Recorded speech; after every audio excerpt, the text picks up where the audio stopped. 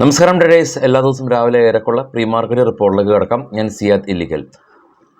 ആദ്യമായിട്ട് നമ്മൾ market close ചെയ്തതിന് ശേഷം ഇന്നലെ US നിന്ന് നമ്മൾ മാർക്കറ്റിൽ ഇപ്പോൾ Q4 റിസൾട്ട് ഉള്ളതുപോലെ തന്നെ അവിടെ Q1 റിസൾട്ടുകളാണ്.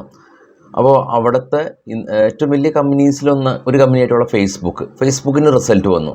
മോശം റിസൾട്ട് ആണെന്ന് മാത്രമല്ല, അവിടെ റവന്യൂ ഫോർകാസ്റ്റ് കമ്പനി കട്ട് ചെയ്തതിനെ തുടർന്ന് ഫേസ്ബുക്ക് എക്സ്റ്റൻഡ് മാർക്കറ്റ് അവേഴ്സിൽ ഏകദേശം ഒരു 14% ഒരു ഇടിവാണ് ഇന്നലെ ഉണ്ടായിട്ടുള്ളത്. അപ്പോൾ അതുകൊണ്ട് തന്നെ ഇന്നലെ റെഡിൽ ക്ലോസ് ചെയ്തു.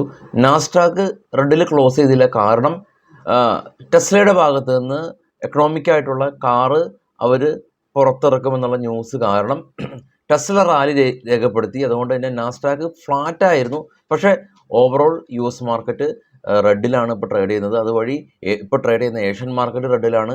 ഗിഫ്റ്റ് നിഫ്റ്റി ഇൻഡിക്കേറ്റ് ചെയ്യുന്നത് ഒരു ഫ്ലാറ്റായ ഒരു ഓപ്പണിങ്ങോ അതല്ലെങ്കിൽ ഒരു സ്ലൈറ്റ്ലി ഒരു 20-25 പോയിൻറ്റിൻ്റെ അപ്പോ ഡൗൺ ആണ് ഇപ്പോൾ നമുക്ക് എക്സ്പെക്റ്റ് ചെയ്യാൻ സാധിക്കുക. കൂടാതെ തന്നെ US ട്രഷറി ബോണ്ട് ഈൽഡ് സ്പൈക്കായി. ബിറ്റ്കോയിൻ 2000 പോയിൻറ്റ് ഡിവ് രേഖപ്പെടുത്തി. ഇപ്പോൾ ADR US മാർക്കറ്റിൽ ലിസ്റ്റ് ചെയ്ത ഇന്ത്യൻ കമ്പനികളും ഫോളിലാണ് ഉള്ളത്. ഫേസ്ബുക്ക് റിസൾട്ട് വന്നു. ഇനി ഈ ഒരു ഗൂഗിള് അതല്ലെങ്കിൽ മൈക്രോസോഫ്റ്റ് തുടങ്ങിയ കമ്പനീസിൻ്റെ റിസൾട്ടുകൾ ഈ ഒരു വ്യാഴാഴ്ച ദിവസം വരുന്നുണ്ട്. നിഫ്റ്റിയിലേക്ക് വരുമ്പോൾ, നമ്മുടെ മാർക്കറ്റിലേക്ക് വരുമ്പോൾ മന്ത്ലി എക്സ്പയറി ഏറെക്കുറെ നമ്മളുടെ ഈ ഒരു മാസം എന്ന് പറയുന്നത് വളരെ വോളറ്റിലായിരുന്നു. പൊസിഷണൽ ട്രേഡേഴ്സും അതല്ലെങ്കിൽ ഓപ്ഷൻ ഇൻട്രാഡേ റൈറ്റേഴ്സ് എല്ലാം തന്നെ വളരെ സ്ട്രഗിൾ ചെയ്തൊരു മാസമാണ്. അപ്പോൾ അതിൻ്റെ ഒരു അന്ത്യം കുറിക്കുന്ന ഒരു ദിവസമാണ് നിഫ്റ്റിയുടെ മന്ത്ലി എക്സ്പയറി. ഇനി വരാനിരിക്കുന്നത് ഇതിനേക്കാൾ ഏറെ വോളറ്റിലിറ്റി ആയുള്ള ഒരു മാസമാകാനാണ് സാധ്യത. പക്ഷേ വിക്സ് 20% ഫോൾ ഉണ്ടാക്കിയ ഒരു മാസം കൂടിയാണ്. ഇനി നമുക്ക് നമ്മുടെ മാർക്കറ്റിലേക്ക് വരാം, സ്പെസിഫിക് ആയിട്ടുള്ള സ്റ്റോക്ക് ന്യൂസിലേക്ക് വരാം. അതിനു മുമ്പ് ഇന്ന് നമ്മുടെ മാർക്കറ്റിൽ ഗംഭീരമായിട്ടുള്ള റിസൾട്ട് വരുന്ന ഒരു ദിവസമാണ്. Bajaj finance, IndusInd bank, Nestle, TechM, Vedanta, ACC തുടങ്ങിയ മുൻനിര കമ്പനീസും അതല്ലാതെയുള്ള ഒരുപാട് കമ്പനീസിൻ്റെ റിസൾട്ട് ഉണ്ട്. അതെല്ലാം തന്നെ നമുക്ക് നമ്മുടെ ട്രേഡ് വഴി ടാബിലുണ്ട്. അതൊക്കെ നമുക്ക് ചർച്ച ചെയ്യാം. ന്യൂസിലേക്ക് വരുമ്പോൾ ആദ്യമായിട്ട് കൊട്ടാക് മഹേന്ദ്ര ബാങ്കിനെ സംബന്ധിച്ചുള്ള ന്യൂസാണ്. കൊട്ടാക് മഹേന്ദ്ര ബാങ്ക് RBI ഈ കൊട്ടാക് മഹേന്ദ്ര ബാങ്കിന് പുതിയ ഓൺലൈനായിട്ട് കസ്റ്റമേഴ്സിനെ ഓൺബോർഡ് ചെയ്യാനും ഫ്രഷ് ക്രെഡിറ്റ് കാർഡ് ഇഷ്യൂ ചെയ്യുന്നതിൽ നിന്ന് തടഞ്ഞിട്ടുണ്ടെന്നുള്ള ന്യൂസ് ഉണ്ട്. കൊട്ടാക്കിന് ഒന്ന് ശ്രദ്ധിക്കുക. HUL റിസൾട്ട് വന്നു. നെറ്റ് പ്രോഫിറ്റ് 6% ഇടിഞ്ഞ് 2406 കോടി രൂപ. കമ്പനി 24 രൂപ ഡിവിഡൻഡ് പ്രഖ്യാപിച്ചിട്ടുണ്ടായിരുന്നു. ആക്സിസ് ബാങ്കിൻ്റെ റിസൾട്ട് വന്നു.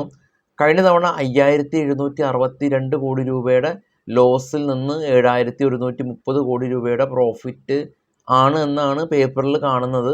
പക്ഷേ അങ്ങനെയല്ല നമ്മൾ റീഡ് ചെയ്യേണ്ടത്. കാരണം കഴിഞ്ഞ തവണ കമ്പനി ലോസ് ഉണ്ടാക്കിയിട്ടുള്ളത് സിറ്റി ബാങ്കിൻ്റെ ഇന്ത്യയിലെ കൺസ്യൂമർ ഡിവിഷൻ അവർ അക്യൂർ ചെയ്തത് കൊണ്ടാണ് കഴിഞ്ഞ തവണ അവർക്ക് 5762 കോടി രൂപയുടെ ലോസ് ഉണ്ടായിട്ടുള്ളത്. അപ്പോൾ ഇത്ര വലിയ ഭീകരമായിട്ടുള്ള ലോസിൽ നിന്ന് പ്രോഫിറ്റ് ഉണ്ടായി എന്നുള്ള രീതിയിൽ നമ്മൾ തെറ്റിദ്ധരിക്കരുത്. കമ്പനി ഇപ്പോൾ ഇതിനു മുമ്പും ടാറ്റ മോട്ടോഴ്സ് എല്ലാം തന്നെ ഇന്ത്യയിലെ ഫോർഡിൻ്റെ ബിസിനസ് എല്ലാം തന്നെ ഫോർഡിൻ്റെ ചെന്നൈയിലുള്ള അവരുടെ പ്ലാന്റ് അക്യൂർ ചെയ്ത സമയത്ത് ടാറ്റ മോട്ടോഴ്സ് ലോസിലായിരുന്നുണ്ടായിരുന്നത്. അതിനർത്ഥം Tata Motors loss making company ആയിരുന്നില്ല ആ ഒരു ക്വാർട്ടറിലും. പുതിയ അക്വിസിഷൻ നടക്കുമ്പോൾ ഇത്തരത്തിലുള്ള ഉയർന്ന ബാധ്യതകൾ കമ്പനീന് ഉണ്ടാവും. ഇനി L&T മൈൻട്രിയുടെ റിസൾട്ട് വന്നു. നെറ്റ് പ്രോഫിറ്റ് 1000 കോടി രൂപയാണ്. കഴിഞ്ഞ വർഷത്തിൽ നിന്ന് 1% ഫോള്. കഴിഞ്ഞ തവണ 1250 കോടി രൂപ. കഴിഞ്ഞ തവണ 1250 കോടി രൂപയല്ല, സ്ട്രീറ്റ് എസ്റ്റിമേറ്റ് ചെയ്തത് 1150 കോടി രൂപയായിരുന്നു. അപ്പോൾ സ്ട്രീറ്റ് എസ്റ്റിമേഷനിലും താഴെയാണ്. കൂടാതെ കമ്പനി 45 രൂപ ഡിവിഡൻഡ് പ്രഖ്യാപിച്ചിട്ടുണ്ട്. Dalmia Bharat cement company 46% net profit ഇടിഞ്ഞ് 315 കോടി രൂപയിലേക്ക് പ്രോഫിറ്റ് കുറഞ്ഞു. സിമൻറ്റിൻ്റെ പ്രൈസ് കുറഞ്ഞതാണ് കാരണം. കമ്പനി ഇവർ 5 രൂപ ഡിവിഡൻഡ് പ്രഖ്യാപിച്ചിട്ടുണ്ട്.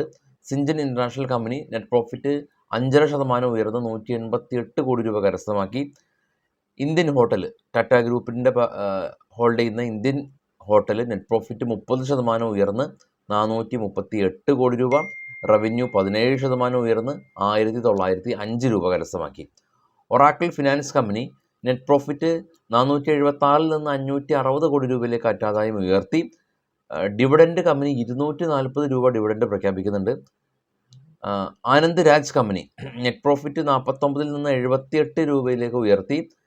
ഡിവിഡൻഡ് കമ്പനി 0.73 റുപ്പീസ് ഡിവിഡൻഡ് പ്രഖ്യാപിച്ചു.